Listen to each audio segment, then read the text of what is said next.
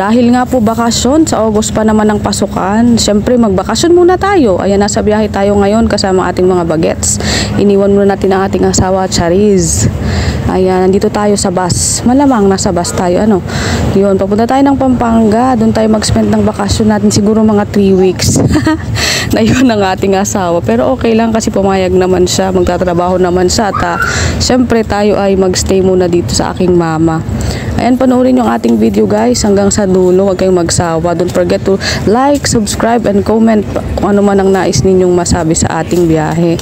So, ayan na nga, nandito na tayo sa Balabundukin, Tulibulubunduking lugar dito sa Baguio sa may Marcos Highway. Ayan, so samahan nyo kaming bumiyahe. Ayan, dahil nga bulubundukin, subukan naman natin maranasan ang bukid, ang bukirin. Pero walang bukid kasi banda dun sa amin, dun kila mama ko. Kaya okay lang, at least meron tayong fresh air na malalanghap at walang masyadong stress dahil mainit ngayon dito sa Baguio pero mas mainit sa baba, doble ang init. Pero okay lang, para naman pawis-pawisan tayo at lumabas ang mga toxic sa ating mga katawan. Healthy din yun, kaya eto, mas maganda rin na magbakasyon tayo paminsan-minsan. Dahil nung mga nakaraang taon kasi, ang anak ko ay 4 years old, 4 years old, hindi pa siya nag-aaral, panay tayo bakasyon grande. Ngayon naman, minsan na lamang tayo makapagbakasyon, kaya i-take natin ang opportunity, ang chance na makapagbakasyon tayo. Ayan, mag-enjoy kayong magtingin dyan ng mga, ayan, nandito na pala tayo sa Bukirin, ano. So, galing sa bulubunduking lugar, napunta na tayo sa Bukirin. So, nakalampas na tayo sa Marcos Highway, yung mataas-taas na lugar dito sa Baguio kung saan tayo doon dumadaan papaba ng probinsya. Ayan, medyo palubog na nung araw nung nasa biyahe kami. Siguro hapon na kasi kami nakabiyahe, mga alauna ng hapon. Kaya ayan ang araw, malapit na siyang magtago. So, eto na nga po, touchdown na tayo. Nandito na po tayo. Charing! Oh, ayan. Dito na tayo. Yan yung bahay ng mama ko. May mga alaga din kasi siyang Shih Tzu. Ayan. Ayan ang aking anak na si Marion. Hello, hello, hello. Nandito na tayo.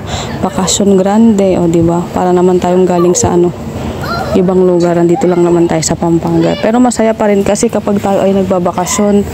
Ayan. So, pagkatapos ng mga ganyang-ganyang bagay, pahinga na tayo, magkumain ng gabihan, at syempre magpahinga at matulog dahil kinabukasan maglilibot naman tayo sa asyenda ng mama ko. Asyenda.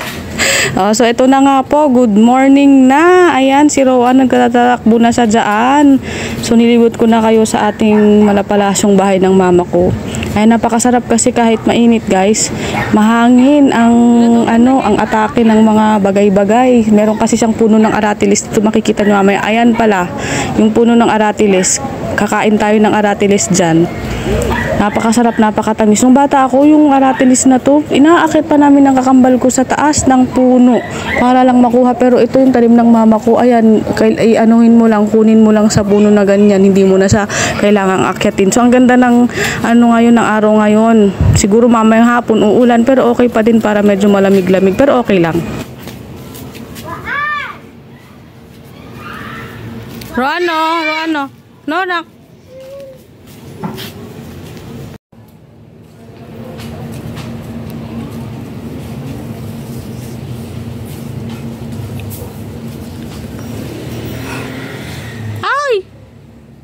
Wow. Why?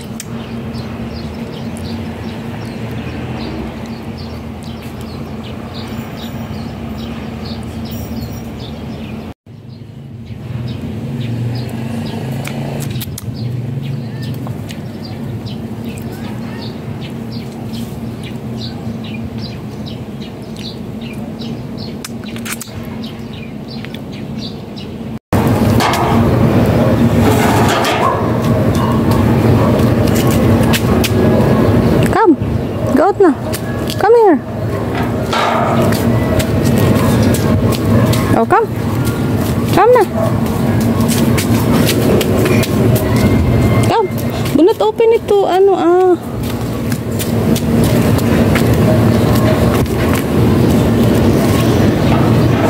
Good morning po sa lahat. Ayan, for today's video, mainit ba? Hindi na ako nagdala ng payong. And syempre summer kaya napakainit ngayon dito sa Pampanga. Pero okay lang kasi syempre, i-feel natin naman yung init, ano? Huwag tayo nag-iinarte dahil taga Pinas naman tayo. Charot! Ayan, anyways. Namamalengke ako dito every morning. Yung ganito kaaga. Kasi kapag medyo nasa mga alas 10 na ikwan, medyo mainit na. Kasama ko si aking bulinggit. Si Roan. Yun, si Marion na iwan sa bahay. Kasi yun, ayaw niyang naglalakad. Masyadong tamad. Ayan, anyway po. Hindi ko alam kung anong bibili nating ulam. Tignan, check na lang natin sa store mamaya. Balikan ko kayo, guys.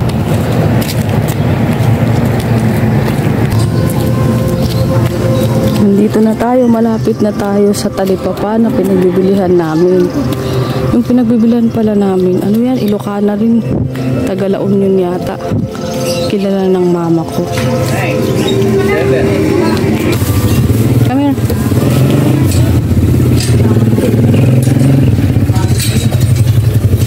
Ito nga, sa ibig ka na lang.